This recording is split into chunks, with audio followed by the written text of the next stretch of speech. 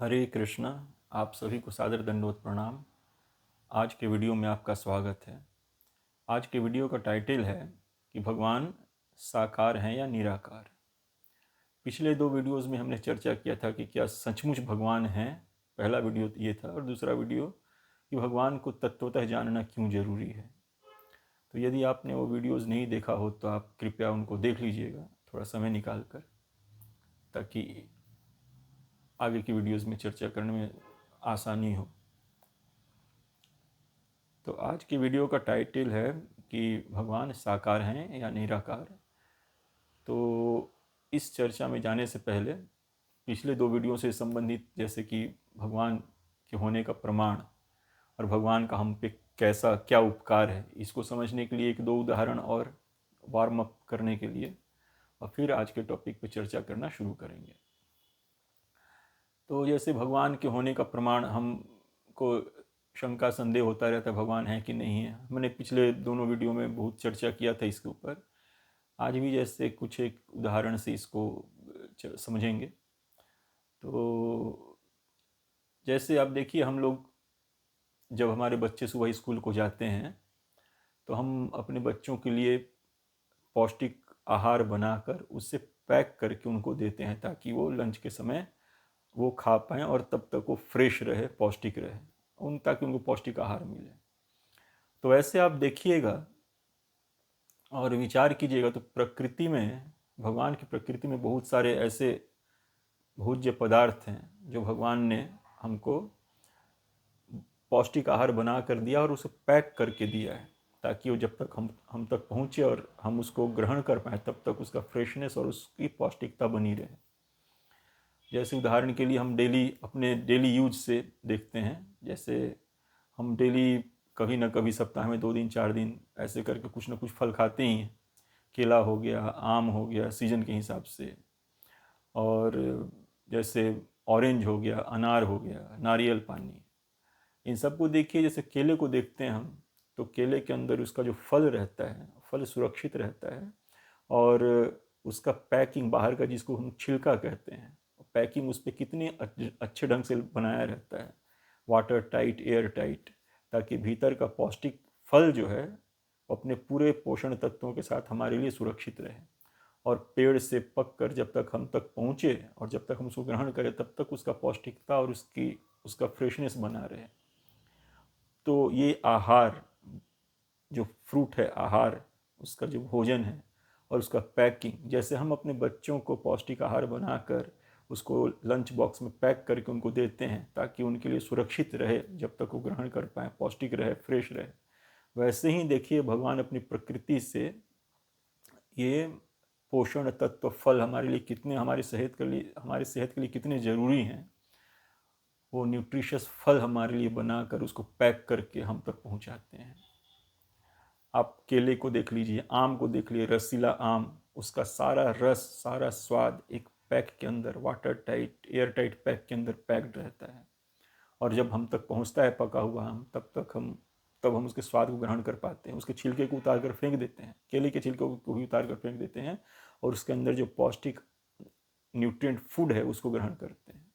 उसी तरह आप देखिए, अनार को देखिए आप, अनार में उसके लाल लाल दाने, रस भरे दाने रहते हैं, और उनके अंदर देखिए तो एक हल्का येलो पीला रंग का मेम्ब्रेन से उनके कंपार्टमेंट्स बनाए रहते हैं उसके अंदर, एक फल के अंदर, एक अनार फल के अंदर, और उसके बाद फिर एक ऊपर से हार्ड लाल रंग का छिलका रहता है जो थोड़ा सख्त होता है। तो कितना बारीकी से अंदर दाने के अंदर पोषण तत्व भरा गया है, और फिर उसको येलो रंग के कंपार्टमेंट्स में सेपरेट सेपरेट कंपार्टमेंट्स में रखा गया है, फिर उसको बाहर से एक थोड़ा हार्ड कवर दिया गया है ताकि वो रस भरे दाने हम तक अपनी पूर्ण पौष्टिकता के साथ पहुंच पाए।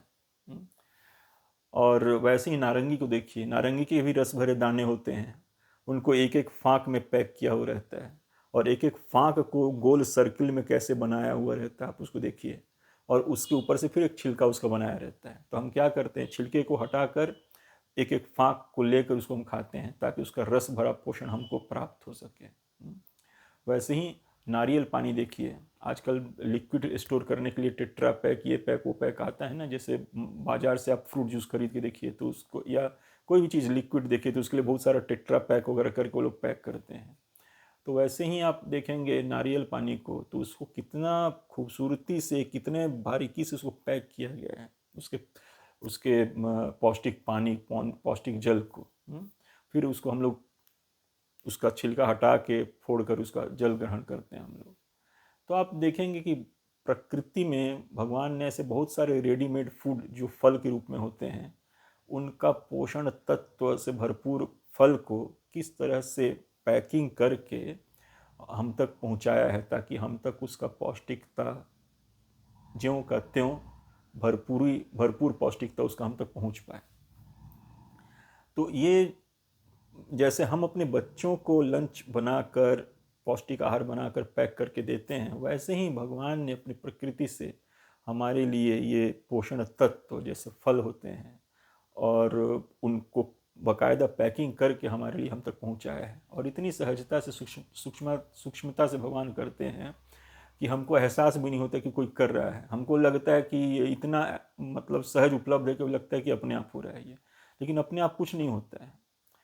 वो कोई हमारे लिए हमारा केयर करता है, वही हमारे लिए ऐसा सृष्टि करता है, ऐसा रचना करता है और ऐसा पौष्टिक आहार हमारे लिए बनाकर उसको पैक कर कर हम तक पहुंचाता है। वो नहीं दिखना उसका नहीं होने का प्रमाण नहीं है, बल्कि उसका ये केयर, उसका ये कर्म उसके होने का ज़्यादा प्रमाण है। तो हमको इस बात, इन सब चीज़ों पर जब भी फल खाते हैं तो हमको उसको देखना चाहिए कि किसने ये हमारे लिए पौष्टिक आहार बनाया है, किसने इतनी खूबसूरती से air tight, water tight packing करके हम तक पहुंचाया है। इन बातों पर हमको विचार करना चाहिए, तो भगवान के होने का एहसास होगा हमको। वैसे ही हम लोग पिछले वीडियो में हमने चर्चा किया था कि जैसे एक नवजात शिशु माँ के गर्भ से पैदा होता है, तो उसके पैदा होते ही माँ के स्तनों में दूध आ जाता है। बच्चे का ज़रूरत है ना दूध, तो दूध आ जाता है माँ के स्तनों में। तो उस पर एक चीज़ विचार कीजिए, मैं बोलना भूल गया था पिछले वीडियो में, कि माँ के स्तनों से दूध अपने आप बच्चे के पेट में नहीं पहुँच जाता है। जैसे बच्चा रोया, माँ उसको अपना स्तन उसके मुख में डाली, तो ऐसा नहीं कि माँ के स्तन से दूध अपने आप बच्चे के मुंह में फ्लो करके चला जाएगा, उसके पेट तक चला जाएगा, उसका भूख शांत हो जाएगा।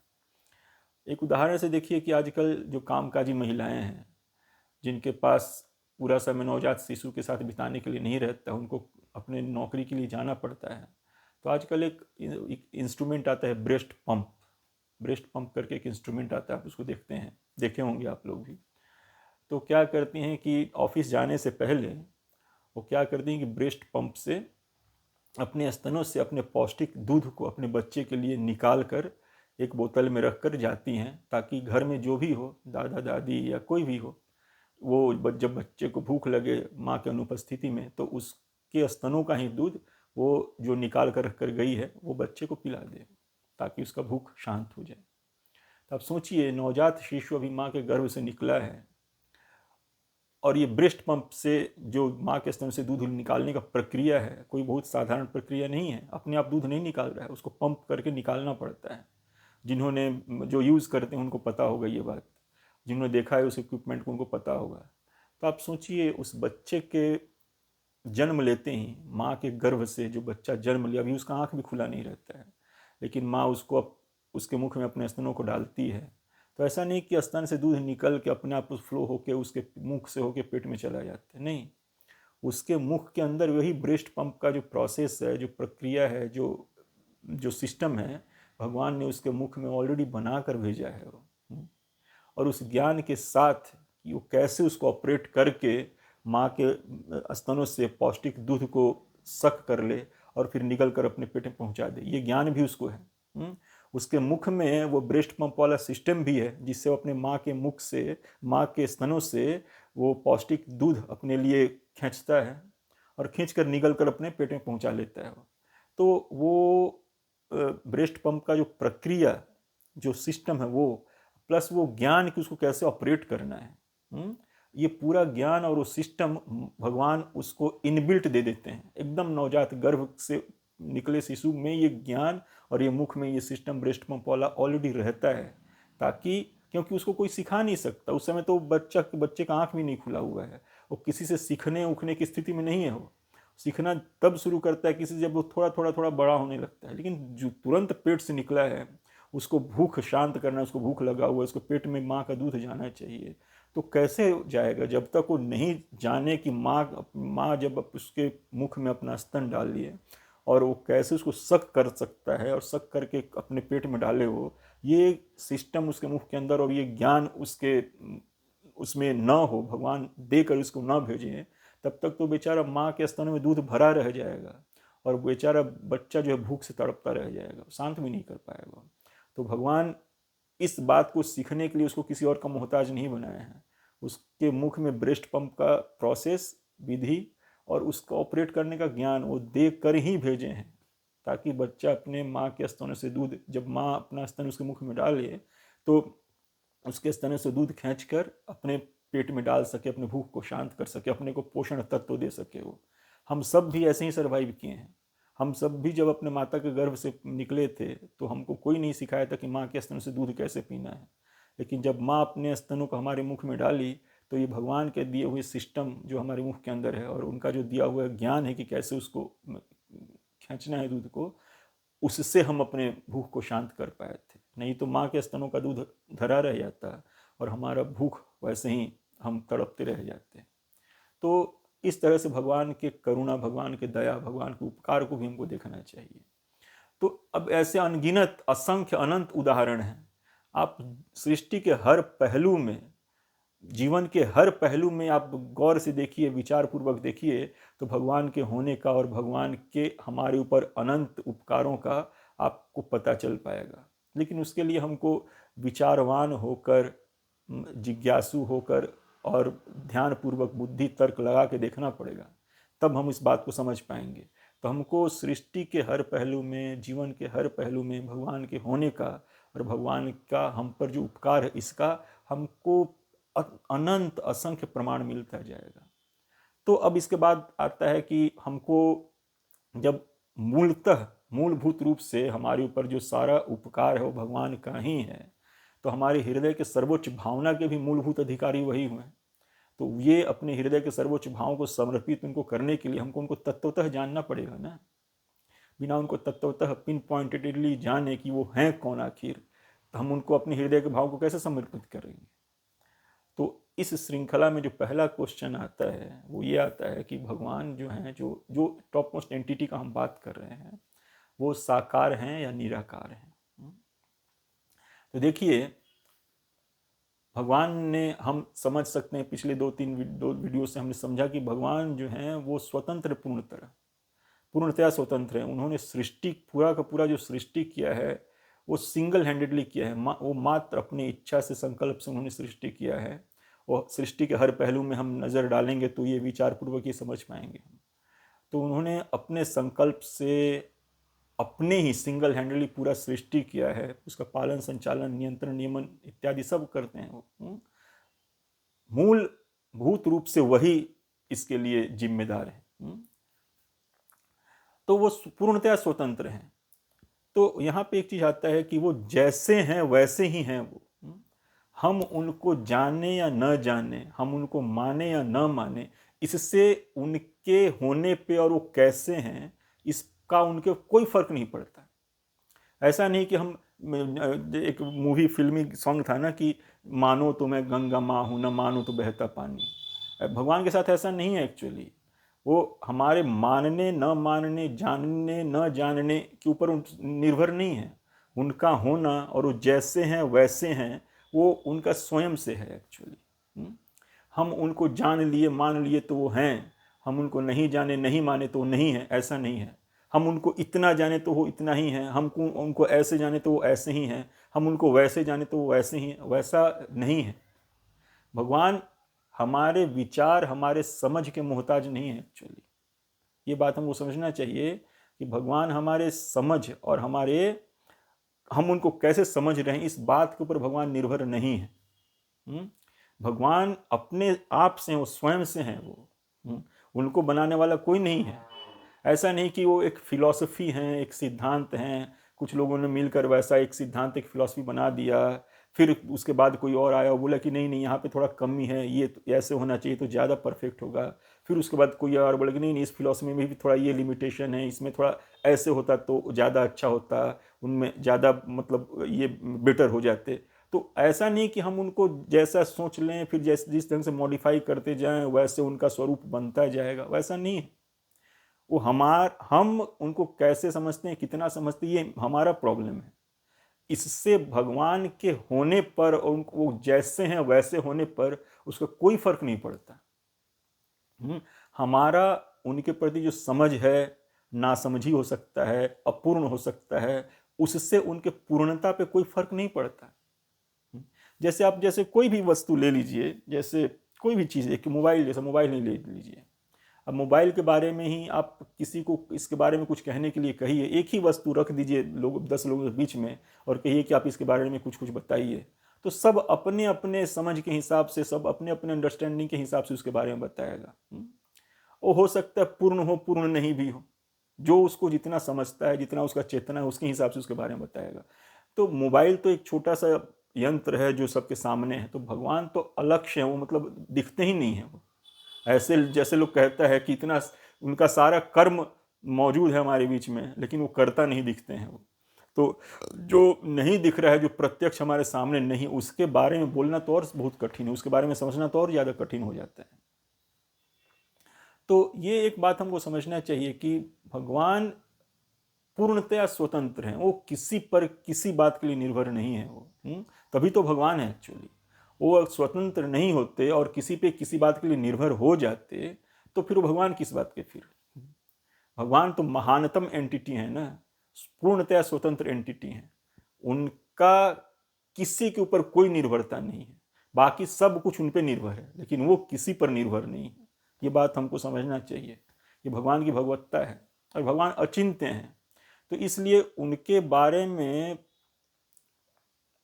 हर कोई पूर्णता से सोच समझ नहीं सकता है। तो हमारी सोच समझ उनके प्रति अपूर्ण हो तो वो भी अपूर्ण हो जाएं, ऐसा नहीं हो सकता।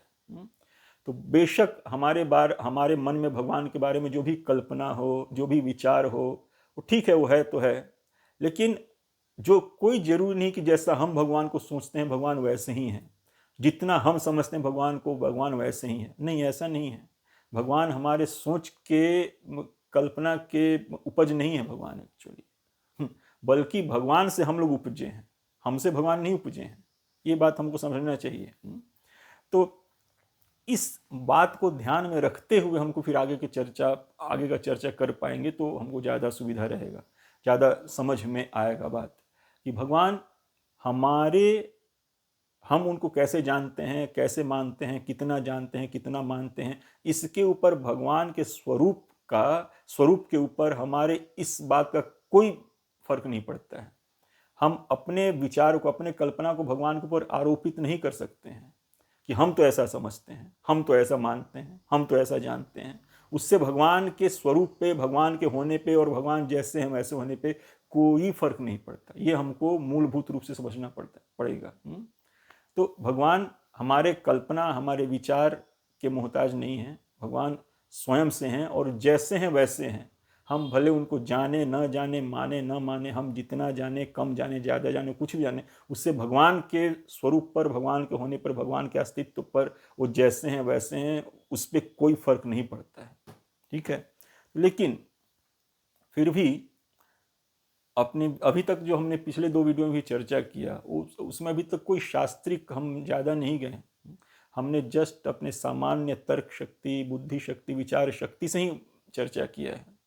तो वही इस वीडियो में भी कंटिन्यू रखने का मेरा विचार है कि शास्त्रिक रेफरेंसेज वगैरह में बाद में जाएंगे, लेकिन अपने वैचारिक मतलब बातों को एक वैचारिक स्तर पे, हालांकि मैंने कहा कि भगवान हमारे विचार के ऊपर निर्भर नहीं है, लेकिन फिर भी उनके डिफरेंट पहलुओं पर कुछ विचार करने का कोशिश करेंगे हम लोग। तो उससे क्या निकल कर आता है देखते हैं। तो देखिए कि हम किसी चीज को प्रथम दृश्य जैसे कहा जाता है ना, प्राइमा फेशी जैसे कहा जाता है, तो भगवान का कर्म तो दिख रहा है, हमने देखा है, तो भगवान करता है, हम ये भी समझ सकते हैं भगवान तो हैं। लेकिन भगवान नहीं दिखते हैं तो प्रथम दृष्टया ऐसा लगता है कि भगवान निराकार हैं। उनका कोई फॉर्म, कोई आकार, कुछ नहीं है। क्योंकि अगर होता तो दिखते जरूर, और वो साकार यदि होते तो उनका करना सब, इतना सारा सृष्टि कर रहे हैं, पालन संचालन नियंत्रण नियमन कर रहे हैं, तो वो सब दिखता ना कि कोई आके इंस्ट्रक्ट कर रहा है, तुम ऐसे करो, है तुम ऐसे करो, ऐसे क्यों कर दिए, वैसे क्यों कर दिए, तो उनका कुछ ये सब दिखता, लेकिन वो ऐसा कुछ दिखता ही नहीं। तो प्रथम दृष्टया तो हम लोग को ऐसा ही लगता है कि शायद भगवान निराकार ही हैं। लेकिन हमको लगता है, हमको लगने से उनके होने पर कोई फर्क नहीं पड़ता वो कैसे हैं। तो किसी चीज को, एक चीज हमको समझना पड़ेगा, किसी चीज को हम पूर्णता से तभी जान पाएंगे जब हम उसके निकट जाएंगे।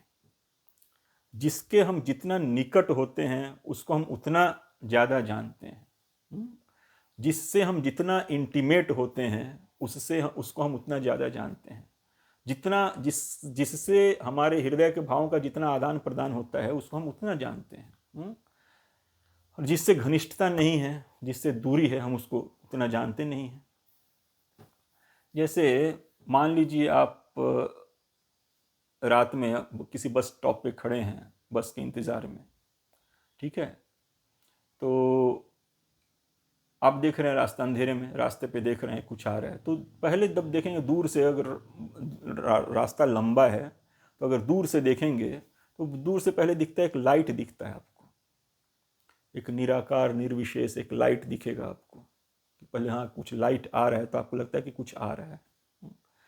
अब जो लाइट जब धीरे धीरे वो नज़दीक आने लगता है तो आपको दिखता है, कुछ आउटलाइन दिखता है कि हाँ इस लाइट के पीछे कुछ है, कुछ आउटलाइन दिखता है कि आकार एक रेक्टेंगुलर टाइप का, एक क्यूबॉइड टाइप का, एक वाहन टाइप का कुछ दिख रहा है। फिर उसके बाद वो जब और बिल्कुल नज़दीक आ जाता है तो उसका और डिटेल्स दिखने लगता है, और जब बिल्कुल आपके नज़दीक आके बस स्टॉप पे खड़ा हो जाता है बस, तो दिखता है कि यार ये तो पूरा का पूरा बस है। लाइट सहित आकर आपके सामने खड़ा हो जाता है, तो पूरा उसका विंडो, खिड़की, चक्का, पहिया, ड्राइवर, उसके अंदर जो सब कुछ दिखने लगता है साकार। तो जब दूर था आपसे, आप उसका इंतजार किए, जब वो दूर था तो सिर्फ और सिर्फ एक निराकार निर्विशेष लाइट दिखता है।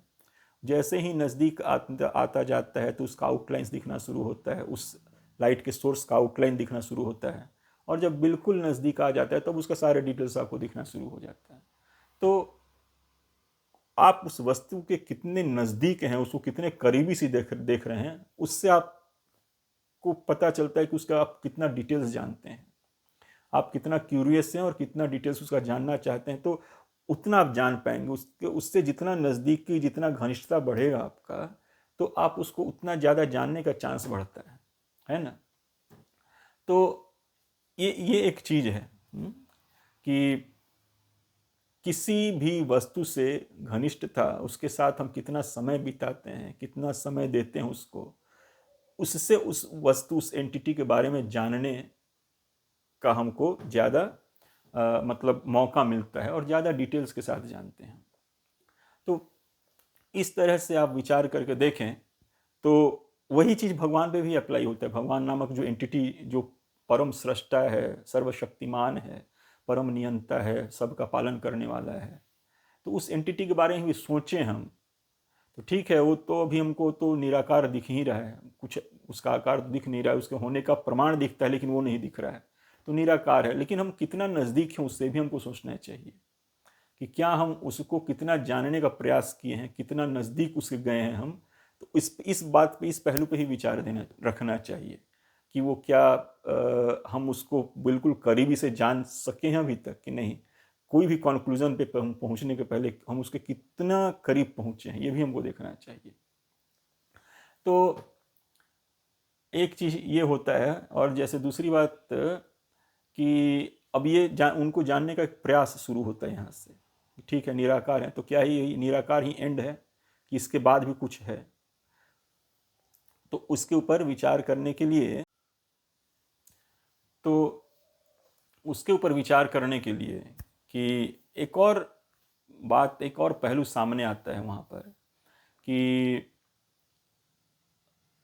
अब वो जो इतना महान है, जिसने सारा ये सृष्टि रचा है, इतना विशाल, इतना अकल्पनीय सृष्टि जिसके सीमा तक हमारा दृष्टि भी नहीं जाता है, कि इतना विशाल, इतना अकल्पनीय सृष्टि रचने वाला, असीम सृष्टि रचने वाला, वो कैसे एक सीमित साकार का हो सकता है। साकार कहने का मतलब हमारे मन में आता है, साकार किसी चीज को हम जैसे ही करते हैं तो साकार मतलब एक सीमा। साकार कोई चीज तभी होता है जब वो एक सीमा के दायरे में होता है। जैसे अब आपस में हम लोग बात कर रहे हैं तो हम लोग साकार हैं, तो हम सीमा है हमारे शरीर का, हमारे आकार का एक सीमा द्वारा आउटलाइन किया हुआ है, सीमा है हमारे शरीर का। तो जो महानतम है, जो असीम है, अनंत है, वो सीमित कैसे हो सकता है, ये प्रश्न आता है हमारे मन में ना, कि जो अनंत असीम है, जो इतना महान है, जिसका सृष्टि इतना महान है, वो कैसे एक सीमित आकार का हो सकता है, और वो फिर अपने सृष्टि में समा कैसे सकता है। जो इतना महान है वो अपने सृष्टि में समा कैसे सकता है साकार होकर। तो ये प्रश्न फिर हमको परेशान करता है। तो फिर इसके वजह से हम लोग क्या करते हैं, निराकार की तरफ जाने की कोशिश करते हैं कि हाँ ठीक है, तो भी निराकार ही है, इसका मतलब वो साकार नहीं है। लेकिन देखिए, ये हमारे अपने विचार, अपने मनोभावों का हम उसके ऊपर आरोपण कर रहे हैं कि हम ऐसा समझते हैं इसलिए उसको ऐसा ही होना चाहिए। ये हमारे लिए प्रॉब्लम है कि हम साकार हैं तो हम सीमित हैं, इसलिए हम असीम नहीं हो सकते हैं। या जो एक असीम वस्तु है वो सीमित नहीं हो सकता है, ये कैसे हो सकता है, ये हमारे लिए प्रॉब्लम है। हम जो सोचते हैं कि जो बहुत बड़ा है वो छोटा कैसे हो जाएगा, या जो छोटा है वो बहुत बड़ा कैसे हो जाएगा। जैसे हम अभी इस घर में बैठे हुए हैं तो हम इस घर से बहुत छोटे हैं, तो हम इस घर के अंदर हैं, लेकिन फिर ये घर मेरे अंदर कैसे हो सकता है। ये कैसे हो सकता है कि हम इतने छोटे हैं कि इस घर के अंदर हैं, और एट द सेम टाइम ये कैसे हो सकता है कि ये घर मेरे अंदर है। तो हम ऐसा सोचने लगते हैं कि जब भगवान ने इतनी महान सृष्टि की है, इतना महान सृष्टि जब किया है उन्होंने, तो इससे भी महान, इससे भी बड़े होंगे वो। तो जब इससे बड़े हैं तो फिर सीमित साकार के कैसे हो सकते हैं, इसके अंदर कैसे आ सकते हैं। तो ये, लेकिन जस्ट ये हमारा कल्पना है। हमारा ऐसा शरीर होता है जो जड़ पदार्थों का बना हुआ शरीर है, उसके साथ ये प्रॉब्लम है कि वो सीमित ही रहता है, वो असीम नहीं हो सकता। लेकिन भगवान के बारे में शास्त्र में कहा जाता है सतचित आनंद विग्रह, वो किसी जड़ पदार्थ के नहीं है, सतचित आनंद विग्रह हैं। Eternity bliss, eternity knowledge and bliss के एम्बॉडीमेंट हैं वो पूर्णतया, सतचित आनंद। तो ये प्रॉब्लम हमारे लिए है कि हम सीमित होकर असीम नहीं हो सकते, या असीम होकर सीमित नहीं हो सकते, दोनों एक साथ हम नहीं हो सकते। लेकिन भगवान के बारे में शास्त्र में कहा जाता है कि भगवान जो है विपरीत गुण आश्रय हैं। भगवान महानतम भी हैं और भगवान सूक्ष्मतम भी हैं। मतलब भगवान से बड़ा कुछ भी नहीं है, भगवान सबसे बड़े हैं, और भगवान से छोटा भी कुछ नहीं है, भगवान सबसे छोटे हैं। भगवान दोनों एक्सट्रीम है। भगवान जो हर बात में दोनों एक्सट्रीम होते हैं। तो महानतम होने में भी एक्सट्रीम है वो, और सूक्ष्मतम होने में भी एक्सट्रीम है वो। और भगवान विपरीत गुण आश्रय हैं, इसका मतलब ये हुआ कि भगवान अनंत असीम होते हुए भी सीमित दिख सकते हैं, और सीमित आकार के दिखते हुए भी अनंत असीम हो सकते हैं। ये बंदिश हमारे लिए है, भगवान के लिए बंदिश नहीं है। ये आप शास्त्रों पे भगवान की विभिन्न लीलाओं पे विचार करेंगे तो आपको ये भी मिल जाएगा ये बात, कि भगवान के लिए सीमित आकार का दिखना उनके असीम होने में कोई बाधा नहीं है। ऐसा नहीं कि भगवान हमारी तरह सीमित आकार के दिखते हैं तो भगवान वास्तव में सीमित ही हैं, नहीं, वो सीमित होते हुए भी असीम है वो, और असीम होते हुए भी सीमित आकार के दिखते हैं। तो ये भगवान का विपरीत गुण आश्रय कहा जाता है कि भगवान विपरीत गुणों के एक साथ साइमल्टेनियसली असीम भी हैं, एट द सेम टाइम सीमित भी दिखते हैं, और एट द सेम टाइम सीमित दिखते हुए भी असीम है वो। तो उनको कोई पकड़ नहीं सकता है। वो बड़े से बड़ा हैं, अनंत हैं, असीम हैं, और छोटे से छोटा है, सूक्ष्मतम है। वो एटम के में भीतर भी समाये हुए हैं, और सारा विश्व भी उनके अंदर समाया हुआ है at the same time, simultaneously. तो ये भगवान का, ये हमारे मन का आरोपण कि जो इतना महान है वो सीमित आकार का कैसे हो सकता है, वो जिसका सृष्टि इतना महान है तो सृष्टि से भी महान है, तो सृष्टि में समा कैसे सकता है वो। ये हमारा मनोकल्पना है, हमारे मन का कल्पना ही है। भगवान के लिए असंभव कुछ नहीं है। भगवान इस सृष्टि से महानतम होते हुए भी सृष्टि में हमारी तरह आकार में दिख सकते हैं, समा सकते हैं। ये पूरा का पूरा सृष्टि भगवान में समाया हुआ है, फिर भी भगवान इस सृष्टि में समाये हुए हैं एट द सेम टाइम। तो ये हमारा वैचारिक आरोपण, हमारा तर्क, हमारा लॉजिक कि जो इतना महान है वो सीमित आकार का कैसे हो सकता है, ये भगवान के समक्ष स्टैंड नहीं करता है। एक्चुअली ये उनके लिए कोई बंधन नहीं है। हमारे लिए बंधन हो सकता है लेकिन उनके लिए कोई बंधन नहीं है। वो असीम अनंत होते हुए भी सीमित आकार के दिख सकते हैं, और सीमित आकार के दिखते हुए भी वो अनंत असीम हो सकते हैं और हैं ही, ऐसा भी है। तो ये आरोपण कि जो महानतम है, जो असीम है, वो लिमिटेड आकार कैसे दिख सकता है, उसका वास्तव में भगवान के संदर्भ में कोई उसका औचित्य नहीं ठहरता है एक्चुअली। और दूसरी बात देखिए कि भगवान जो हमको हमारे लिए इतना कुछ करते हैं, पूरा सृष्टि हमारे लिए बना है, पूरा भोग्य वस्तु हमारे लिए बना है, हर बात में हमारे लिए केयर दिखता है उनका, तो वो हमारे मूलभूत संबंधी हैं एक्चुअली। और जो हमारा संबंधी है, जिसके साथ हमारा संबंध है, वो संबंध, उस संबंध को हम कैसे जी सकते हैं जब तक कि वो एक साकार व्यक्तित्व न हो। आप विचार करके देखिए, आपका कोई भी संबंधी, जिससे आपका संबंध है, कोई भी संबंधी, वो क्या निराकार है? और यदि निराकार वो है तो आप उससे किस तरह संबंध रख सकते हैं? कोई संबंध नहीं रख सकते हैं आप। मान लीजिए कोई व्यक्ति आपको चिट्ठी भेजता है, ठीक है, फला फला कहीं से आपके नाम पे चिट्ठी भेजता है, बहुत प्रेम भरा चिट्ठी भेजता है वो आपको, मैं तुमसे बहुत प्रेम करता हूँ, फला फला बला बला, ऐसा करके बहुत चिट्ठी भेजता है।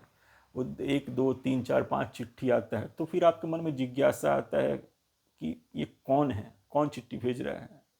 तो आप उससे फिर पूछते हैं कि आप कौन हो, क्या हो, कुछ फ़ोन नंबर है आपका, क्या है, अपना परिचय दो मुझे आप। तो फिर चिट्ठी से बात आगे बढ़ता है तो फ़ोन पे बात आता है। फ़ोन पे बात, एक दूसरे से बातचीत शुरू होता है। पहले के ज़माने में चिट्ठी होता था, लेकिन अब तो खैर चिट्ठी ख़त्म ही हो गया लगभग, लेकिन फिर भी पहले चिट्ठी से बातचीत होता था। चिट्ठी से थोड़ा ज़्यादा साकार हो गया फ़ोन से बात होना, कि आवाज़ तो सुनाई दे रहा है। पहले सिर्फ लिखित शब्द दिखता था, अब आवाज़ सुनाई दे रहा है, एक दूसरे के से बात कर सकते हैं हम। तो कुछ दिन एक दूसरे से बात करते करते फिर होता है, फिर मन में आकांक्षा जगती कि भेंट नहीं हो सकता है क्या, आप कहाँ हो, कैसे हो, कुछ ऐसा है तो इंतजाम करो कि मिलें हम, आप एक दूसरे से देख पाएँ एक दूसरे को, कौन है, कैसे हैं, क्या है। तो अब फिर उसके बाद मान लीजिए अब वीडियो कॉलिंग का ज़माना आ गया, तो वीडियो कॉलिंग की, एक दूसरे को देखे, समझे एक दूसरे को, कहा कि है इनका ऐसा रंग रूप है, मैं ऐसा हूँ, वो भी मेरे को देखे, वो भी, हम भी उनको देखें। तो वीडियो कॉलिंग के बाद ही फिर संतुष्टि नहीं होता है, तो हम लोग कहते हैं कि नहीं, लेट अस मीट, हम लोग को मिलना चाहिए। ऑफिस में भी आजकल बहुत सारा मीटिंग वगैरह होता है, वीडियो कॉन्फ्रेंसिंग पे होता है, लेकिन कोई बहुत ही इंपॉर्टेंट बात सुलझाना रहता है तो उसके लिए फेस टू फेस मीटिंग वो लोग अरेंज करते हैं। तो कि बिल्कुल फेस टू फेस बैठ के हम लोग कोई बात है तो उसको सुलझा लें, समझ लें अच्छी तरह से एक दूसरे से। तो आप देखिए बिल्कुल निराकार, एकदम चिट्ठी से लेके, फ़ोन से लेके, वीडियो कॉलिंग से लेके, फिर लास्ट में फेस टू फेस मिलना ही पड़ता है आपको। दो कॉन्शियस व्यक्ति हैं, दो कॉन्शियस चीज़, वो फेस टू फेस में एक उसका एक दूसरे से संबंध है। बिना फेस टू फेस मिले, बिना घनिष्ठता से बातचीत किए एक दूसरे को समझा नहीं जा सकता है, पूर्णतः एक दूसरे को पूर्णतः ढंग से रियलाइज नहीं किया जा सकता है। निराकार कह देना कि कोई फॉर्म नहीं है, जो असीम है वो कैसे फॉर्म में आ सकता है, ये सब तर्क स्टैंड नहीं करता है। आप किसी चीज़ को पूर्णता से जानना चाहते हैं, पिन पॉइंटेडली जानना चाहते हैं, तो किसी चीज़ को निराकार निर्विशेष जान लेना उसका पूर्णता से जानना नहीं कहलाएगा, नहीं होगा पूर्णता से जानना। आपको उस व्यक्ति को जानने का लालसा जगेगा ही जगेगा, जगेगा ही जगेगा। अगर आप मतलब निराकार निर्विशेष तक संतुष्ट हो जाते हैं तो इसका मतलब कि आपको उसको पूर्णता से जानने का इच्छा है ही नहीं। आपको उससे उतना कोई खास लगाव नहीं है। लगाव रहता है तो आप उसको और डिटेल से जानने का प्रयास करते, और डिटेल से जानने का प्रयास करते। जिसको जिस व्यक्ति से लगाव रहता है उसके बारे में आप, जैसे कोई फ़ैन है, जैसे कोई सचिन फ़ैन था, कोई विराट कोहली का फ़ैन होता है, कोई अमिताभ फ़ैन होता है, कोई शाहरुख खान फ़ैन होता है, तो उसके बारे में बहुत सारा डिटेल्स इकट्ठा करके रखता है, जुबानी उसके फिंगर टिप्स पे सारा डिटेल्स रहता है। तो आप जिसको चाहते हैं, जिसके साथ आपका एक संबंध है, आप उसके डिटेल्स को जानना चाहेंगे पूरी तरह से। तो सिर्फ उन्हीं, जैसे मान लीजिए आप शाहरुख खान फ़ैन हैं, आप शाहरुख खान से मिलने के लिए गए, उसके बंगलों पे गए, मन्नत पे गए, तो वहाँ पे गेट कीपर आपको बोल देगा अरे शाहरुख खान तो निराकार हैं, निर्विशेष हैं, उनसे कोई कैसे मिल सकता है। तो फिर आपका क्या मतलब, आपको संतुष्टि होगा? नहीं होगा। अरे यार ये तो फ्रस्ट्रेट, निराश हो जाएंगे आप पूरी तरह से। तो आप किसी संबंध में, किसी को जानने में पूर्णता का अनुभूति तभी होता है जब आप उसके सारे डिटेल्स को अच्छी तरह से जानते हैं। निराकार निर्विशेष कह देना एक तरह से टालने जैसा है। उसके डिटेल्स को समझने में हम अपने बुद्धि को खर्च नहीं करना चाहते हैं, उतना लगन मेरे अंदर नहीं है, तो इसलिए निराकार निर्विशेष कह के बात सलटा दो, खत्म हो गया बात। जैसे एक जोक में आता है, आप लोगों ने देखा होगा कि एक पेंटिंग है, उसमें ब्लैंक पेपर है, कुछ नहीं है, एक ब्लैंक पेपर को फ्रेम करके रखा हुआ है और उसके नीचे हेडिंग दिया रहता है गाय और घास। तो कोई देखने वाला जाता है तो पूछता है, देखता है कि नीचे लिखा हुआ है गाय और घास और पेंटिंग बिल्कुल ब्लैंक है, तो पूछता है पेंटर से कि आपने तो लिखा है गाय और घास, तो इसमें तो एक पूरा ब्लैंक दिख रहा है, ये तो घास तो दिख ही नहीं रहा है। तो बोलता है कि नहीं, घास तो गाय चर गई इसलिए घास नहीं दिख रहा है। तो फिर गाय, तो बोली गाय भी घास चर के चली गई, तो ना घास दिख रहा है ना गाय दिख रहा है, पूरा ब्लैंक हो गया वो। तो ये तो जस्ट एक तरह बेवकूफ़ बनाने का बात हुआ ना, वो कि उसको अब पेंटिंग बनाने नहीं आता है इसलिए कुछ भी टाइटल लिख दे और बोल दी कि ये चला गया वो चला गया, इसलिए ब्लैंक दिख रहा है। अगर उसको आता बनाने, अगर उसको डिटेल्स पता होता, बनाने आता तो जरूर बना कर दिखाता हो। तो लोग डिटेल्स से बचने के लिए वो निराकार निर्विशेष का एक मतलब भ्रम फैला देते हैं। उनके पास खुद भी उस परम सत्य का पूर्णता से ज्ञान नहीं होता है। क्योंकि जैसे मान लीजिए आप कह दीजिएगा कि अब जो परम सत्य है, जो भगवान है, वो साकार हैं, सविशेष हैं, तो फिर बताना पड़ेगा ना कि वो कौन है। अब जैसे ही आप बताएंगे कि ये हैं परम भगवान, ये हैं, इस एक खास व्यक्तित्व को बताइएगा शास्त्रों से कि ये हैं भगवान, तो वहीं दूसरा तो ये क्यों नहीं है, इनको भी तो लोग भगवान मानते तो ये क्यों नहीं है, इनको भी लोग भगवान मानते ये क्यों नहीं है, तब आपके ऊपर, आपके लिए हेडेक हो गया हो। तब फिर मिला जुला के क्या कहते हैं, अरे यार वो सब साकार ही, निराकार ही हैं और उस निराकार के विभिन्न स्वरूप हैं, ऐसा बोल के लोग पीछा छुड़ा लेते हैं कि निराकार कह दिए तो अब सब लोग खुश हो गए, वो एक निराकार है, उसी का स्वरूप ये है, उसी का रूप ये है, वही ये रूप धरा है, वही ये रूप धरा है, वही ये रूप धरा है, लेकिन फाइनली सब निराकार है, ऐसा कह के पिंड छुड़ा लिए। तो भाई तुम भी खुश हो जाओ, तुम भी खुश हो जाओ, तुम भी खुश हो जाओ, मुझे किसी को ज़्यादा जवाबदेही नहीं करना पड़े, तो फाइनली तो सब निराकार में ही जाके मिल जाता है। ये पिंड छुड़ाने का बात है, क्योंकि हमारे अंदर खुद ही वो ज्ञान नहीं है पूर्णता से कि जो साकार है, जो परम सत्य जो साकार है, वो कौन है, क्यों है, उसको कैसे हम जस्टिफाई कर पाएँ, ये पूर्ण ज्ञान है नहीं उनके पास, तो निराकार कह के पीछा छुड़ा लेते हैं। बहुत आसान तरीका है ये वाला, और सब खुश भी हो गए। कोई इस भगवान को पूजता है, कोई उस भगवान को पूजता है, कोई इस भगवान को पूजता है, तो क्या हुआ, सब खुश हो गए कि अच्छा वो भी है, वो भी है, वो भी है, लेकिन फाइनली तो सब निराकार ही हैं। तो मेरे भी भगवान रह गए, उसके भी भगवान रह गए, उसके भी भगवान रह गए, और जो गुरुजी थे जो सबको निराकार निर्विशेष बता दिए, उनका भी सब चेला चपाटी सब बने रह गए, कोई उनको छोड़कर नहीं गया। क्योंकि वो तो कह दिए ना कि आप ये उसी निराकार के सभी विभिन्न रूप धरा हुआ है, उसी निराकार ने, तुम्हारा जिसको मर्जी पूज लो, कोई फर्क नहीं पड़ता उससे। तो उसके सारे जितने भी विभिन्न साकार के उपासक थे सब के सब रह गए, कोई उनको छोड़कर गया नहीं, और फाइनली उन्हें निराकार बता के पिंड छुड़ा लिए, अपना पीछा छुड़ा लिए। तो और अच्छा, और ऐसे कितने लोग आपको मिलेंगे जो कहते हैं, जो खुद भी साकार को पूजते हैं और ये भ्रम फैलाते हैं कि अल्टीमेटली जो है वो ट्रूथ तो है, निराकार है, ये साकार उस निराकार को पाने का एक माध्यम है। ये तर्क बिल्कुल अचिंत्य अकल्पनीय तर्क लगता है मेरे को कि भाई पाना निराकार को है तो साकार के माध्यम से जाने की क्या जरूरत है। आप मान लीजिए किसी व्यक्ति से प्रेम करते हैं, उससे 2 साल 4 साल आपने उसके साथ डेटिंग किया, और जब शादी विवाह करने का बात आया तो पता चले कि वो तो निराकार हैं वो। तो इतना दिन आप जिनके साथ साकार के साथ प्रेम किए और जो विवाह करने का समय आया तो उस समय निराकार हो गए वो। ऐसा भ्रम भ्रम बहुत लोग फैलाते हैं। तो ऐसे नहीं होता है कि आप बीएससी का इंजीनियरिंग का डिग्री करके डॉक्टर बन जाइएगा या डॉक्टरी का डिग्री लेकर आप इंजीनियर बन जाइएगा। ऐसा नहीं होता है कि आप साकार को उपासना करें और प्राप्त कर लें निराकार को। ऐसा ये बिल्कुल बेवकूफ़ बनाने का बात है ये। आप सोचिए ना, जिस साकार से मैंने प्रेम किया और पता चले कि मुझे प्राप्ति निराकार का होना है, तो क्यों उस साकार के पीछे हम भागेंगे? और कैसे उस साकार से हमारा अटैचमेंट हो के फिर कैसे निराकार की तरफ मेरा अटैचमेंट चला जाएगा? ये इसलिए ये लोग बहुत भ्रम फैलाते हैं एक्चुअली। परम सत्य के बारे में, पूर्ण सत्य के बारे में खुद भी ज्ञान नहीं होता है, इसलिए दूसरों को भी गुमराह करते हैं, खुद भी गुमराह रहते हैं, दूसरों को भी गुमराह करते हैं। जब खुद कॉन्फ्यूजन में हैं आप, तो दूसरों को कॉन्फ्यूज मत कीजिए ना। फिर जब आप खुद कॉन्फ्यूजन में हैं तो दूसरों को कॉन्फ्यूज मत कीजिए। तो कॉन्फ्यूज लोग के पास कॉन्फ्यूज लोग ही जाता है और जाके बस कॉन्फ्यूजन मिल के बस हाँ हाँ हाँ हाँ होके बस बात खत्म हो जाता है। क्योंकि वहाँ पे भगवान को पूर्णता से जानने की इच्छा का अभाव है। उसमें वो अपने बुद्धि दिमाग को नहीं लगाना चाहते हैं। भगवान कहते हैं मैं अर्पितो मनो बुद्धि, मन बुद्धि भगवान में लगाना ही नहीं चाहते हैं। बस हाँ हाँ हाँ करके ये भी सही है, ये भी सही है, जिसको मर्जी कर लो, वो सब अल्टीमेटली निराकार ही है। बल पिंड इनका भी, वो भी खुश हो गए, आप भी खुश हो गए, आपका भी पिंड बच गया, उनका भी पिंड बच गया, किसी को कुछ बताना ज़्यादा नहीं पड़ा। क्योंकि जब साकार कहेंगे तो आपको सब डिटेल देना पड़ेगा, प्रमाण के साथ कन्विंस करना पड़ेगा आपको। तो वो कौन हेडेक लेगा?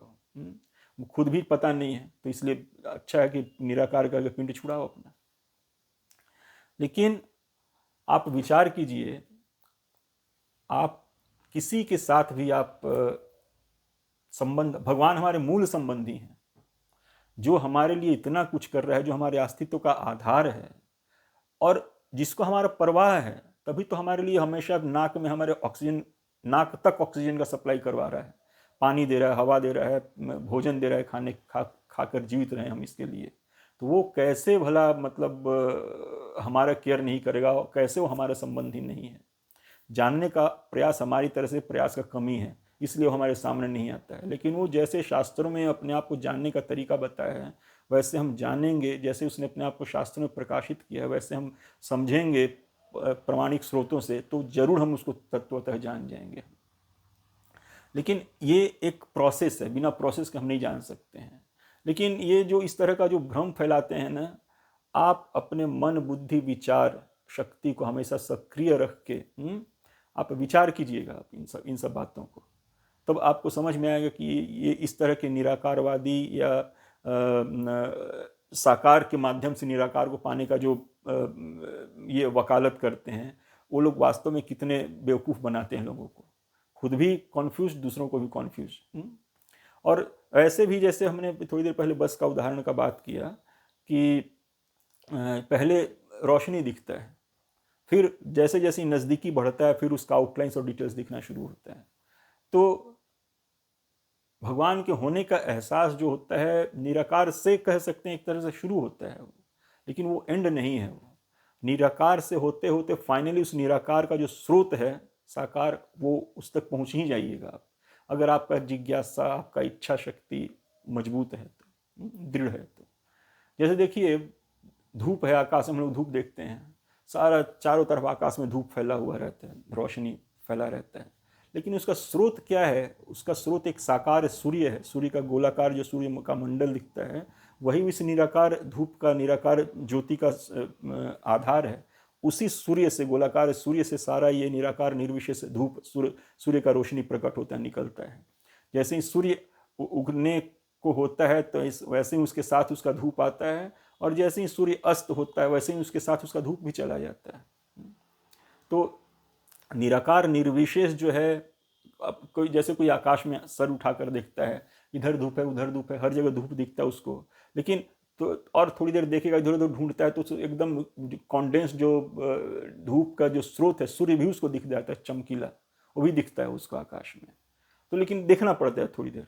वैसे ही चांदनी आकाश में फैली रहती है और निकलता किससे? उसका स्रोत चंद्रमा है, चंद्रमा से ही वो सारी निराकार निर्विशेष चांदनी निकलती है। तो निराकार निर्विशेष जो कॉन्सेप्ट है, उस निराकार निर्विशेष का आधार भी जो साकार ही है एक्चुअली। तो हमको इस ढंग से सोचना चाहिए। एक और बात हम समझ सकते हैं कि जैसे देखिए, भगवान तो समग्र ऐश्वर्य के स्वामी हैं, समग्र ऐश्वर्य भगवान में ही है। और इस जगत में भी कुछ लोग जो ऐश्वर्यवान दिखते हैं, वो वास्तव में भगवान के ही अनंत असीम अशेष ऐश्वर्य का एक नगण्य कण उनमें रहता है, तो ऐश्वर्यवान दिखते हैं। तो देखिए, बहुत लोग किसी ऐश्वर्यवान व्यक्ति को देखकर उनके मन में ईर्ष्या हो जाता है उससे। जैसे किसी कंपनी का सीईओ है, चीफ एग्जीक्यूटिव ऑफिसर वगैरह, तो मान लीजिए अपने ऑफिस पर आता है तो मर्सिडीज़, बहुत महंगे मर्सिडीज़ कार में, चमचमाती कार में बैठकर आया, फिर कार के गेट से निकला चमचमाता हुआ, उसका जूता और टाई शूट वगैरह महंगा पहनकर निकला हो, तो बहुत लोगों को उसको देखकर ईर्ष्या हो जाएगा कि अरे ये भी तो मेरे जैसा ही दिख रहा है, इसके पास इतना कुछ है, मेरे पास कुछ क्यों नहीं है, ये उसको होने लगता है। तो ये ईर्ष्या भाव, तो किसी के अंदर भगवान के अनंत असीम अशेष ऐश्वर्य का एक कण है, तो उसके ऐश्वर्य को देखकर अगर हमारे अंदर ईर्ष्या आ सकता है, तो साक्षात भगवान जो संपूर्ण ऐश्वर्य के स्वामी हैं एक्चुअली, जिनमें संपूर्ण ऐश्वर्य समाहित है, उनको देखकर ईर्ष्या भाव आ जाना स्वाभाविक नहीं है क्या? तो कितने लोग तो भगवान को ऐसे ही करना रहे, नहीं, वो तो मनुष्य है, वो हमारी जैसे मनुष्य है, उनको दरकिनार कर देते हैं, उनको रिजेक्ट कर देते हैं। उनके ऐश्वर्य से ईर्ष्या भाव से पीड़ित होकर लोग उनको भगवान नहीं मानना चाहते, उनके प्रति द्वेष ईर्ष्या रखता है, जो कि इस भौतिक जगत का एक स्वाभाविक लक्षण है, ईर्ष्या करना। तो ईर्ष्या के भावना की वजह से वो भगवान को साकार मानने में उनको तकलीफ होता है, तो भगवान को निराकार मानने लगते हैं। तो निराकार मानने में तो कोई व्यक्ति सामने है ही नहीं ना, बस सब कुछ लिपापोती कर दिए, लिपापोती कर कुछ दिख ही नहीं रहा है, तो ईर्ष्या भी किसी से नहीं होगा। लेकिन जैसे ही साकार व्यक्तित्व आया, जो समग्र ऐश्वर्यों का स्वामी कोई साकार व्यक्तित्व है, वो जैसे ही सामने आता है तो उससे हमारे ईर्ष्या भाव भी प्रकट होने लगता है। तो आप देखेंगे शास्त्रों में बहुत लोग जो थे भगवान से ईर्ष्या भी करते थे एक्चुअली। तो वो जो ईर्ष्यालु प्रकृति के लोग होते हैं, भगवान के साकार स्वरूप को नहीं मानते, वो निराकार का ढिंढोरा पीटते रहते हैं। और बहुत सारे आलसी लोग भी होते हैं, बहुत सारे आपको मिलेंगे, बहुत सारे आलसी लोग भी होते हैं जो, क्योंकि भगवान साकार हैं तो उनको कुछ ना कुछ सेवा करना पड़ेगा, उनको कुछ भोग लगाना, कुछ आरती नैवेद्य वगैरह ऑफर करना उनको, तो वो इससे बचने के लिए निराकार का ढोंग करने लगते हैं ताकि सेवा वो करने से बच जाए। आलस भाव उनके मन में इतना ज़्यादा रहता है कि साकार भगवान को एक धूप दिखाने में भी उनको आलस लगता है, तो इसलिए साकार मानने से इनकार कर देते हैं। निराकार जपते रहते हैं, ओम ओम करते रहेंगे, निराकार जपेंगे, और भगवान को ना एक चम्मच पानी देंगे, ना एक फूल पत्ती देंगे, ना धूप अगरबत्ती देंगे, कुछ नहीं देंगे, बस निराकार का रट लगाएं। आलस लगता है उनको। भगवान को साकार मान लिया तो भगवान का सेवा करना पड़ता है ना, तो उसकी वजह से भी वो साकार भगवान को सेवा के से पिंड छुड़ाने के लिए साकार भगवान को नहीं मानते हैं, निराकार का ढोंग रचते हैं। एक तो ज्ञान की अपूर्णता, फिर समझ की अपूर्णता, फिर ईर्ष्या भाव, फिर आलस्य भाव, इस सब की वजह से बहुत सूटेबल लगता है कि अगर आस्तिक हैं तो निराकार कहें, नास्तिक हैं तो कोई बात ही नहीं, भगवान को मानते ही नहीं है। कोई सब जिसका खा पी रहे हैं, जिसके दी हुई सामग्री से ऐशो आराम फरमा रहे हैं, उसको नहीं मानते, तो ठीक है, वो तो नास्तिक है, नहीं मान लिए। और जो आस्तिक अपने आप को कहते हैं, वही भगवान को निराकार निर्विशेष बता के पिंड छुड़ा लेते हैं। कुछ सेवा करेंगे नहीं, ईर्ष्या भाव उनके प्रति है, सेवा भाव है ही नहीं, तो और समझ की पूर्णता भी नहीं है, तो अच्छा है कि निराकार मान लो, तो निराकार भाव उनके लिए भी सूट करता है। तो ये सब साकार भाव में डिटेल बहुत ज़्यादा रहता है और सेवा करना पड़ता है, इसलिए लोग निराकार का ढोंग रचते रहते हैं। उनको समझ का अभाव कहिए, जो भी कहिए, इसकी वजह से उनका वो एटीट्यूड ऐसा बना रहता है। लेकिन उनके समझने से या उनके कहने से ना निराकार हो जाएंगे, ना हमारे कहने से साकार हो जाएंगे। वो जैसे हैं जो हैं वैसे ही हैं वो। लेकिन हमको उनका पूर्ण रियलाइजेशन कैसे करना है वो हमको समझना पड़ेगा। और पहली बात। और दूसरी बात ये कि वो जब तक स्वयं अपने बारे में हमको नहीं बताएंगे हम उनको नहीं जान सकते हैं, क्योंकि वो उन्होंने हमको छुपा के रखा है। तो जब उन्होंने ही हमको अपने से पर्दा करके रखा हुआ है, तो जब तक वो अपने आप को रिवील नहीं करेंगे तब तक हम उनको समझ नहीं पाएंगे, जान नहीं पाएंगे। तो वो हमको अपने आप को रिवील करें, उस योग्य भी हमको बनना पड़ेगा ना, ताकि वो अपने आप को रिवील करें, हमको बताएं कि हम कैसे हैं, क्या है। तो उसके प्रोसेस को फॉलो करना पड़ता है। तो हमको इस तरह से इन विचारों से समझना पड़ेगा भगवान के बारे में। और जो ये साकार निराकार का जो पथ है, कोई कहता है कि भगवान साकार हैं, कोई कहता है निराकार हैं, कोई कहता है भगवान सगुण है, कोई कहता है भगवान निर्गुण है, कोई कहता है भगवान सविशेष हैं, कोई कहता है भगवान निर्विशेष हैं। तो ये आज का टॉपिक नहीं है, ये बहुत अनादिकाल से ये चर्चा चला आ रहा है। ये मतलब ऐसा हम तो जैसे जो नॉन सनातनी धर्म वगैरह हैं, जो नॉन सनातनी फेथ हैं, उसमें तो लोग परम सत्य को फॉर्मलेस मानता है। उन लोगों के यहाँ भगवान के विग्रह सेवा इत्यादि को कोई प्रचलन नहीं, भगवान का विग्रह, भगवान का उनके में कोई जिक्र ही नहीं है स्वरूप का। तो उनके लिए भगवान का विग्रह का सेवा करना, भगवान के फॉर्म का सेवा करने का कोई प्रचलन है ही नहीं, क्योंकि उनमें जिक्र ही नहीं वैसा। तो जो नॉन सनातनी फेथ्स हैं उनमें तो वो फॉर्मलेस ही मान के चलते हैं, भगवान को निराकार ही मान के चलते हैं। लेकिन सनातन धर्म के अंतर्गत भी ये साकार निराकार का दो मत चलता है। यहाँ भी निराकार वाले अपना तर्क देते हैं, साकार वाले अपना तर्क देते हैं। लेकिन हमारे तर्क से भगवान के स्वरूप पर कोई फर्क नहीं पड़ता। भगवान जैसे हैं वैसे ही हैं, हम कैसा मानते हैं उससे उनके ऊपर कोई फर्क नहीं पड़ता है। तो आप देखिए, जैसे एक और साकार निराकार वाले पक्ष में, जैसे अब भगवान जैसे मान लीजिए निराकार है, ठीक है, परम सत्य निराकार है। अब हम लोग जीव भी शरीर से मुक्त होकर जब उसका मुक्ति होता है तो वो भी निराकार होकर चला जाता है। वो लोग कहते हैं उसी निराकार में जाकर तुम मिल जाओगे, उसी निराकार ब्रह्म में जाके तुम भी निराकार होकर उसी में मिल जाओगे। तो आप सोचिए वो हमारा क्या एंटिटी होगा वाला। आप विचार करके देखिए कि वो एंटिटी जो है हमारा, वो क्या एंटिटी होगा, हम क्या करेंगे उसमें। हम जब इस भौतिक देह में कैद हैं, एक इंडिविजुअल की तरह हम भौतिक देह में कैद हैं, तो फिर भी हम बहुत सारा कर्म करते हैं। मेरा जो इच्छा होता है हम करते हैं, सोते हैं, जागते हैं, खाते हैं, पीते हैं, घूमते हैं, फिरते हैं, गाड़ी चलाते हैं, अपना कार लेकर घूमने निकल जाते हैं। जो भी मेरा इच्छा होता है, बहुत सारा एक्टिविटीज़ हम दिन भर में करते रहते हैं, जिसमें हमको लगता है कि मुझे सुख मिल रहा है, वो हम करते हैं, खाते हैं, पीते हैं। लेकिन जब निराकार होकर जाके मुक्ति के बाद निराकार में ही जाकर मिल गए, उसके बाद हम कर क्या रहे हैं। उसके बाद जो जीव इस जड़बद्ध शरीर में रहते हुए इतना सक्रिय था, वो मुक्ति जब हो गया तो निराकार होकर जाकर निराकार में मिल गया, तो क्या करता है उसके बाद। फिर तब वो एक्टिविटी शून्य हो जाता है। तो उससे तो अच्छा यही था ना कि हमको इतने लोगों से मिलने जुलने का मिलता था, बात करने का मिलता था, हंस बोल सकते थे किसी के साथ, नाच गा सकते थे किसी के साथ पार्टी कर सकते थे, किसी के साथ खेल कूद सकते थे। लेकिन वहाँ तो जाके अब निराकार में मिल गया तो करेंगे क्या हम। यहाँ जब इस जड़ शरीर में, बद्ध शरीर में रहते हुए जब इतने सक्रिय थे, तो वहाँ जाके क्या निष्क्रिय हो जाएंगे। ये विचार करने का बात है। तो परम सत्य को इस तरह से निराकार के रूप में देखना और अपने आप को भी मुक्ति के बाद निराकार मान लेना, अब ये बहुत अपूर्णता लगता है।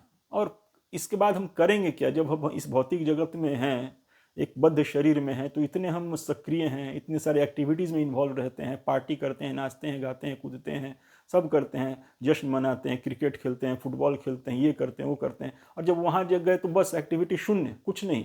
तो क्या अस्तित्व रहा मेरा, क्या करेंगे वहाँ पर। तब उससे अच्छा तो यही ज़्यादा अच्छा है ना। तो ये सब वो निराकार करने वालों के में अपूर्णता, आप सोचिए, आप संतुष्ट हो नहीं पाएंगे आप एक्चुअली। और मैं ऐसे बहुत सारे लोगों के बारे में पढ़ा हूँ जो पहले निराकारवादी थे, निराकार करते रहते थे, लेकिन जब उनको साकार सगुण ब्रह्म का, जब पर ब्रह्म का जब अनुभव हुआ, तो जब उनके स्वरूप का रसास्वादन हुआ जब उनको, तो निराकार को भूल गए एक्चुअली वो। क्योंकि निराकार में रस नहीं है, उसमें कोई विशेषता नहीं है, तो रस ही नहीं है, रस कहाँ से आएगा उसमें फिर तक। तो साकार सगुण जो है वो रस का खान है एक्चुअली, उसमें विभिन्न रस हैं एक्चुअली।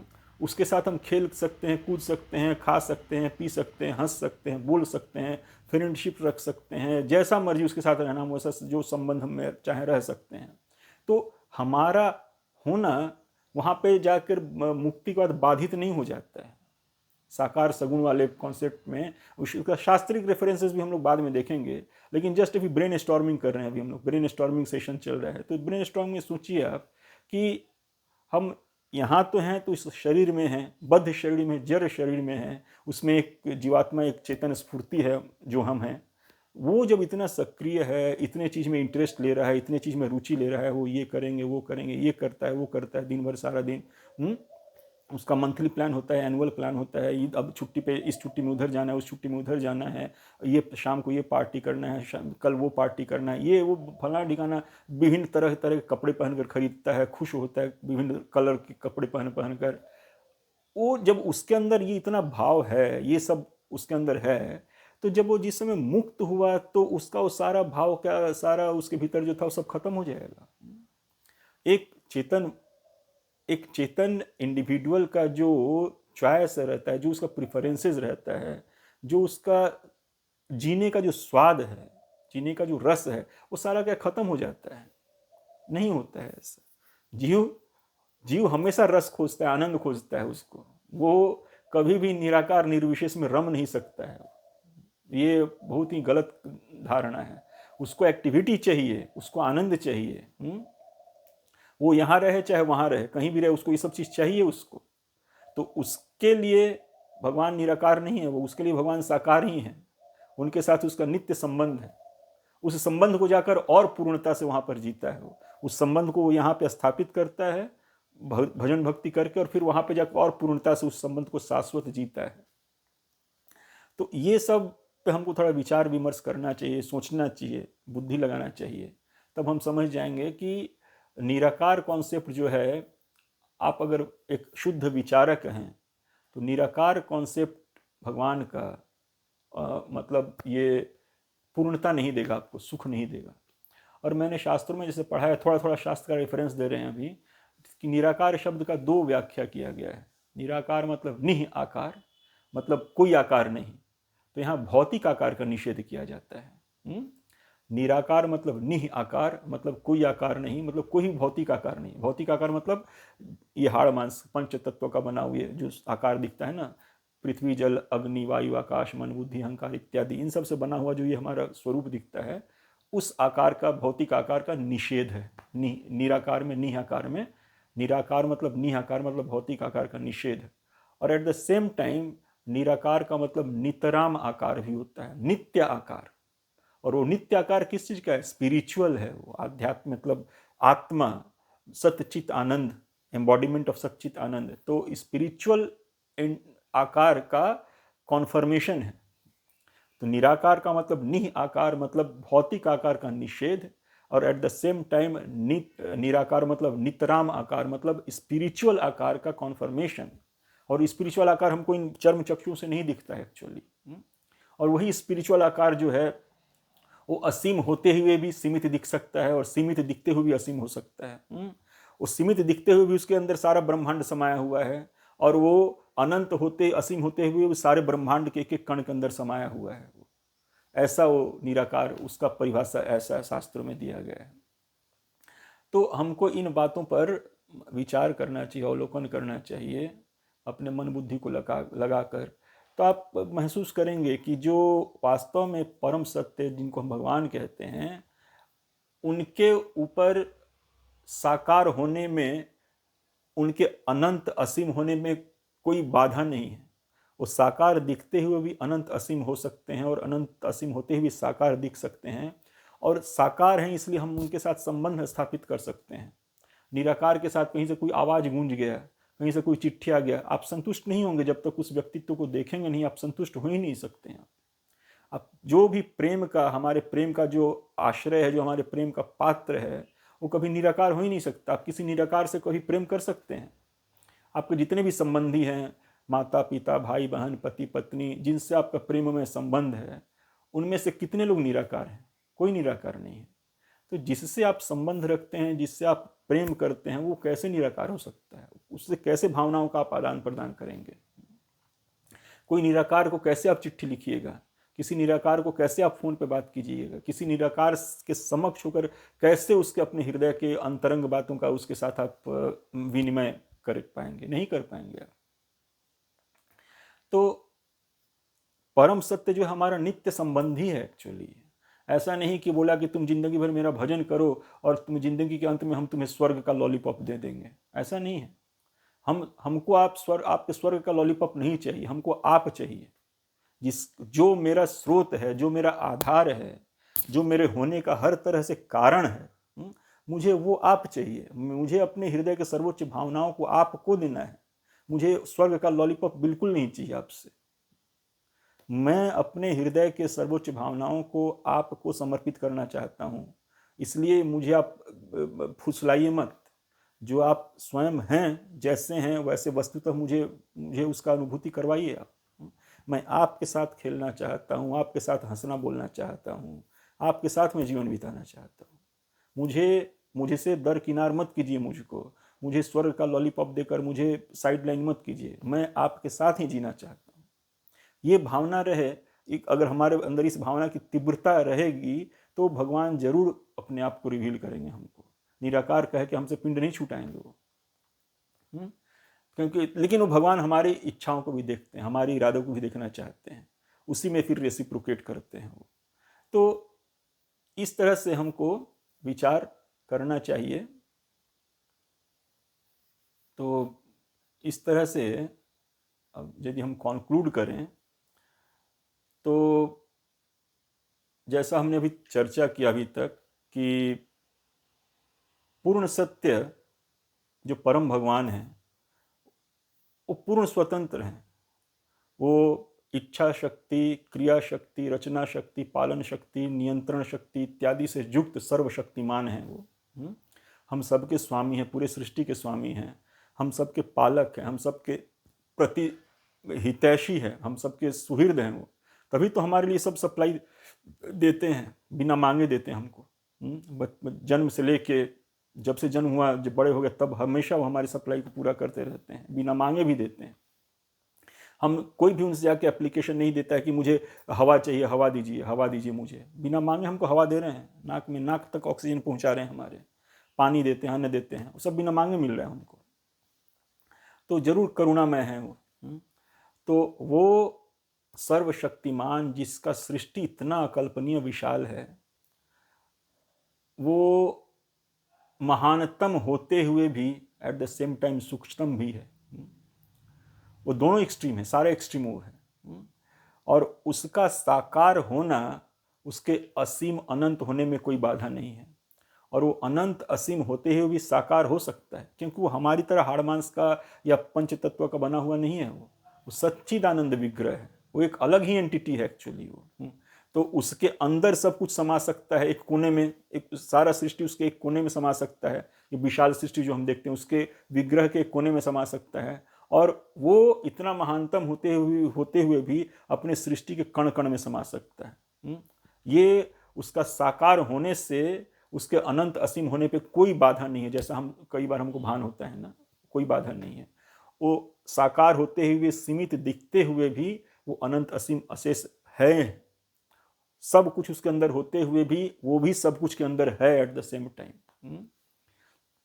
उसके प्रति हमको कोई ईर्ष्या भाव नहीं रखना चाहिए, उसके सेवा के लिए हमको कोई आलस्य नहीं रखना चाहिए। और उसको पूर्णता से जानने का हमको हमेशा प्रयास करना चाहिए। निराकार निर्विशेष मान के उससे पिंड छुड़ा लेना, या वो हमसे निराकार निर्विशेष बता के पिंड छुड़ा ले, हमसे संबंध नहीं स्थापित हो पाएगा ना उसका। फिर वो हमारा मूल संबंधी तो हमारा वही है ना, जो हमारे होने का कारण है, तो वही हमारा मूल संबंधी अनादिकाल से अनंत काल तक। तो हम उसके साथ हंसना बोलना चाहते हैं, उसके साथ खेलना कूदना चाहते हैं। वो महानतम है। जैसे एक पिता किसी कंट्री का प्रेसिडेंट हो सकता है, लेकिन अपने बच्चे के लिए वो बाप ही है एक्चुअली। तो जो हमारे अस्तित्व का कारण है हर तरह से, जो हमारा हितैषी है, वो हमारा मूल संबंधी है। महानतम होते हुए भी वो मेरे प्रेम का पात्र है, हमारे हृदय के सर्वोच्च भावनाओं का एकमात्र अधिकारी वही है एक्चुअली वो। तो कैसे हम उसको निराकार स्वीकार कर लें? मेरा अनादि काल से अनंत काल तक वो मेरा प्रेमी और हम उसके प्रेमी, हम सब एक्चुअली। तो जहाँ पे प्रेम है, जहाँ पे सेवा है, जहाँ पे भावना है, वहाँ पे निराकार का कोई वास नहीं है एक्चुअली। निराकार टिक ही नहीं सकता है। साकार में ही समस्त रस विद्यमान है, साकार सगुण वही विशेषता है, निराकार में तो कोई विशेषता नहीं है। और जो भगवान इतने महानतम हैं, वो कैसे बिना विशेषता के हो सकते हैं? समस्त विशेषता तो उन्हीं के अंदर है एक्चुअली। उनकी प्रकृति में इतने सौंदर्य विद्यमान हैं, उनके बनाए हुए स्त्री पुरुष इतने सुंदर दिखते हैं। आप जाइए, कितने स्त्री पुरुष कितने सुंदर कदकाठी के होते हैं, नैन नक्श के होते हैं, तो वो क्या सौंदर्य विहीन है? ऐसा हो नहीं सकता है। सब कुछ उससे निकला है, जो उसके उसमें नहीं है वो किसी दूसरे को कैसे दे सकता है? तो जब उसके अंदर सौंदर्य नहीं है तो किसी और को सौंदर्य कैसे दे सकता है? जब उसके अंदर आकार नहीं है तो किसी और को आकार वो कैसे दे सकता है? तो इन सब बातों पर विचार करना चाहिए, तो आपको लगेगा कि भगवान जो है, जो परम सत्य है, वो साकार है, सगुण है, सविशेष है। उसका साकार होना, उसके अनंत असीम होने में कोई बाधा नहीं है। परम सौंदर्यवान है वो, और परम गुणवान है, परम ऐश्वर्यवान है। सारा विशेषता उसी के अंदर है, और वो वही हमारे हमारे आँख का होना उसके साकार होने का प्रमाण है। जैसे देखिए, आँख से हम क्या रूप रंग का निर्धारण करते हैं ना, तो हमारे अंदर ये आँख का होना, हमारे अंदर देखने की क्षमता का होना, रंग रूप निर्धारण करने की क्षमता का होना, पर अपने आप में प्रमाण है कि जो हमारे आँखों का, दृष्टि का जो अल्टीमेट मतलब जो क्या कहते हैं पात्र है, वो साकार है। नहीं तो हमारे इस आँखों का होने का क्या मतलब? ये दुनिया के रंग रूप देखने से क्या क्या मिलने वाला है? तो ये देखने की प्रवृत्ति जीव में है, इसका मतलब कि भगवान, जो इस जीव के जो स्रोत भगवान है, वो साकार हैं, तभी देखने की प्रवृत्ति जीव के अंदर है, नहीं तो साकार नहीं होते। तो इस तरह से आप विचार करेंगे तो हमको लगता है कि आप भी इसी बात से संतुष्ट होंगे जाकर कि हाँ, जो परम सत्य है, पूर्ण सत्य है, भगवान है, वो साकार है, सगुण सविशेष ही है। निराकार उनका पूर्ण रियलाइजेशन नहीं है। निराकार होना उनका एक अंश है। जैसे सूर्य का धूप, सूर्य और सूर्य का धूप, तो सूर्य का धूप भी सच्चाई है, लेकिन उसका जो आधार है वो साकार सूर्य है। तो भगवान के अंग कांति को निराकार निर्विशेष ब्रह्म कहा जाता है, लेकिन उस निराकार निर्विशेष ब्रह्म के जो आधार हैं, जो ओरिजिन है, वो साकार सगुण सविशेष भगवान है। ये बात को हमको समझना चाहिए।